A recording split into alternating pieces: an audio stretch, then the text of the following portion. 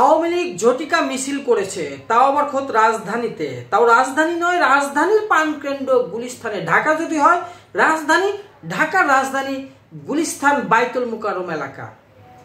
একসময় আমরা দেখেছি যে আওয়ামী লীগ যখন ক্ষমতায় ছিল তখন বিএনপি, জামাত বা অন্যান্য সমমনা দলগুলো ঝটিকা মিছিল করেছে। কেন করেছে? নির্দেশনা ছিল যে বিএনপি, জামাত যেখানে পাও গ্রেপ্তার করো, ধরো, মামলা দাও। এ ধরনের ভয় কিন্তু ছিল। এখন এই একই ভয় দেখেন আল্লাহর কি খেলা।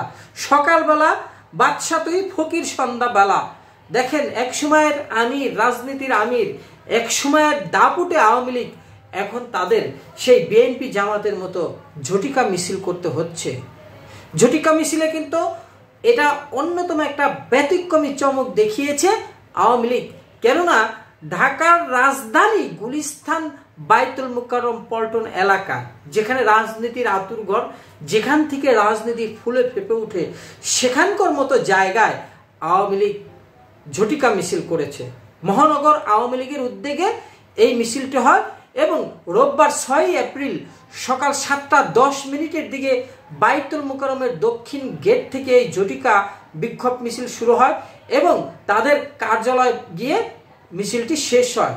জানা যায় বিক্ষোভ মিছিলটি অনুষ্ঠিত হয় ঢাকা মহানগর দক্ষিণ আওয়ামী লীগের সাবেক সাধারণ সম্পাদক শাহ আলম মোরাদের নেতৃত্বে।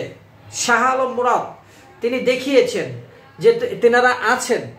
আমরা কিন্তু আরেকটি বিষয় বলতে চাই, সেটা হচ্ছে রাজনীতিতে শেষ কথা বলতে কিছু নেই।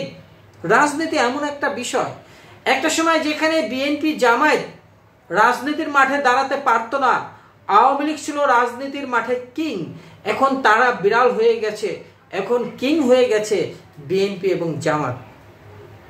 বিএনপি, জামাত তারা বুক ফুলিয়ে কিন্তু রাজপথে দাপট দেখাচ্ছে। আবার জনমুক্তি আন্দোলনের মতে রাজনীতিটাই হচ্ছে ভূমিকম্পের মতো। ভূমিকম্পের আগাম খবর যেমন কেউ জানে না যে কখন, কোথায়, কিভাবে, কত মাত্রায়, কি বেগে, কি স্পিডে জেগে উঠবে, তার লীলাটা কেমন হবে, খেলাটা কেমন হবে, কেউ আগাম বলতে পারবে না।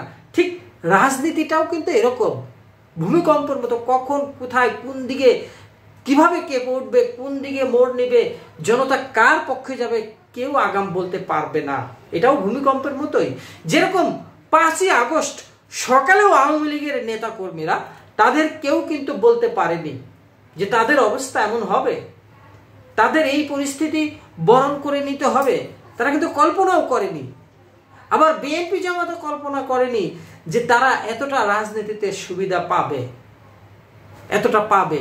তো যাই হোক, রাজনীতিতে শেষ কথা বলতে কিছু নেই। রাজনীতি ভূমিকম্পের মতোই, কখন কোথায় কেঁপে উঠবে সেটা বলা মুশকিল। এখন আওয়ামী লীগ, বিএনপি, জামাত, জাতীয় পার্টি, ডানপন্থী, বামপন্থী রাজনৈতিক দলগুলো তারা সবসময় দাবি করে জনকল্যাণ, জনবান্ধবের রাজনীতি তারা দিবে, মানে পালন করবে।